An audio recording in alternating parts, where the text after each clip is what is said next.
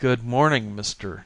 McIlroy," said Mrs. Garth, his secretary. Morning to Mrs. Garth was simply the first 4 hours after waking. "Good morning indeed," answered McIlroy. Morning to him had no meaning at all, but he thought in the strictest sense that it would be morning on the Moon for another week. "Has the power crew set up the solar furnace?" he asked.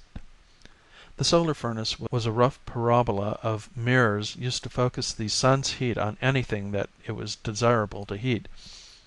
It was used mostly from sunup to sundown to supplement the nuclear power plant. "They went out about an hour ago," she answered. "I suppose that's what they were going to do." "Very good. What's first on the schedule?" "A Mr. Phelps to see you," she said. "How do you do, Mr. Phelps?" McIlroy greeted him. "Good afternoon," Mr. Phelps replied. "I'm here representing the Merchants' Bank Association."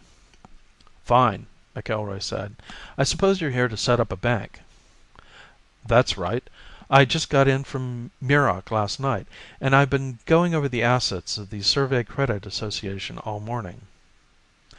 "I'll certainly be glad to get them off my hands," McIlroy said. "I hope they're in good order." "There doesn't seem to be any profit," Mr. Phelps said. "That's par for a non-profit organization," said McIlroy. "But we're amateurs, and we're turning this operation over to professionals. I'm sure it will be to everyone's satisfaction." "I know this seems like a silly question. What day is this?" "Well," said McIlroy, "that's not so silly. I don't know either." "Mrs. Garth," he called, "what day is this?" "Why, September, I think," she answered. "I mean, what day?" "I don't know. I'll call the observatory." There was a pause. "They say, what day where?" she asked. "Greenwich, I guess. Our official time is supposed to be Greenwich Mean Time." There was another pause.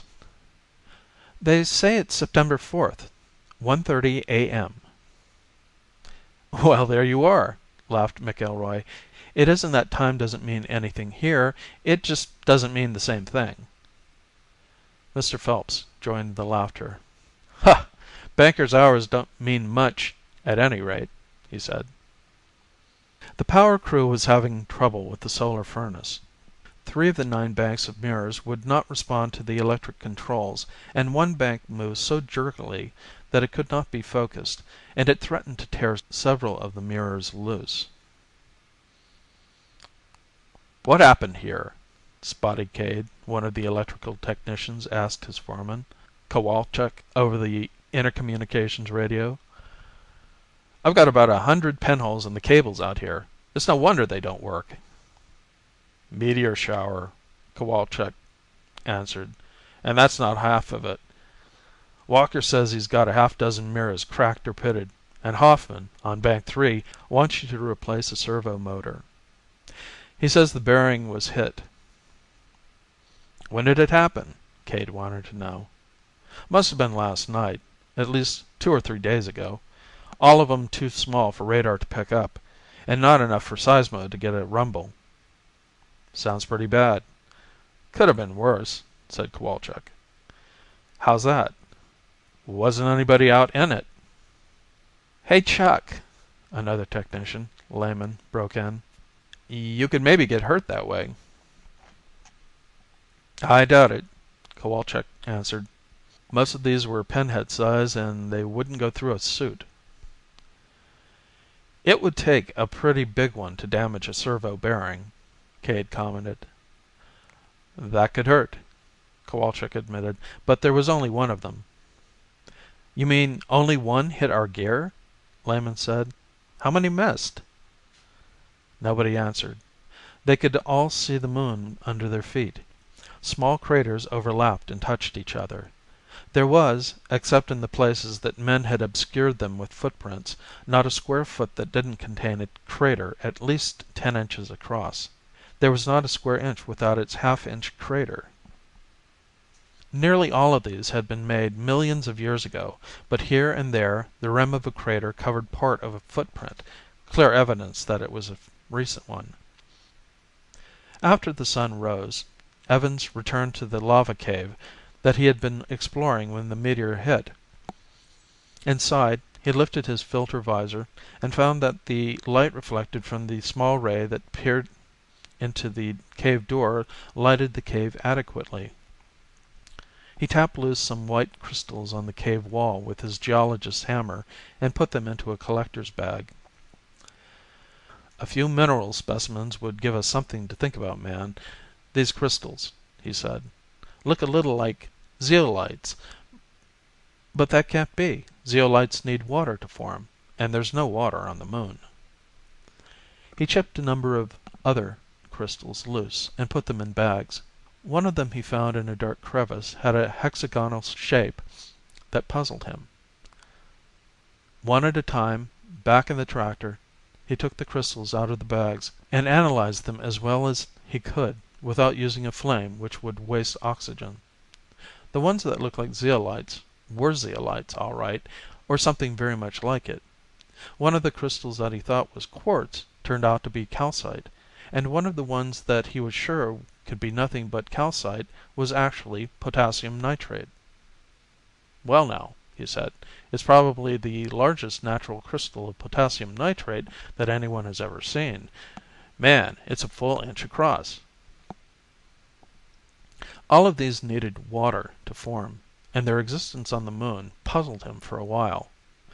Then he opened the bag that had contained the unusual hexagonal crystals, and the puzzle resolved itself. There was nothing in the bag but a few drops of water.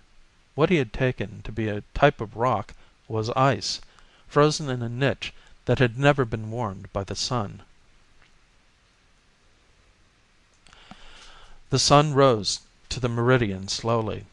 It was a week after sunrise. The stars shone coldly and wheeled in their slow course with the sun.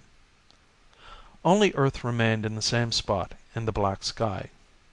The shadow line crept around until Earth was nearly dark, and then the rim of light appeared on the opposite side. For a while Earth was a dark disk in a thin halo, and then the light came to be a crescent, and the line of dawn began to move around Earth.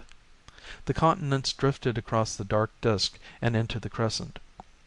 The people on Earth saw the full moon set about the same time that the sun rose.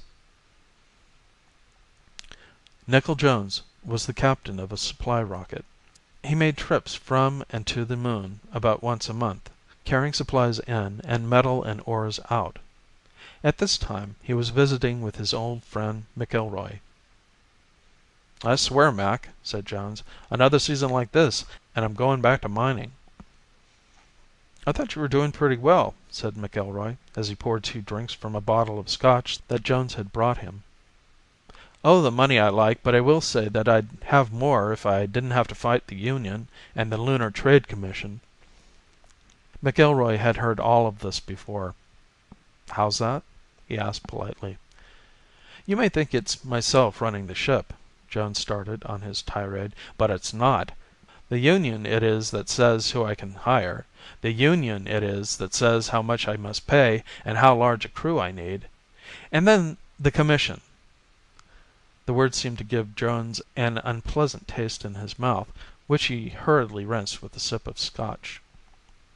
"The commission," he continued, making the word sound like an obscenity, "is it that tells me how much I can charge for freight."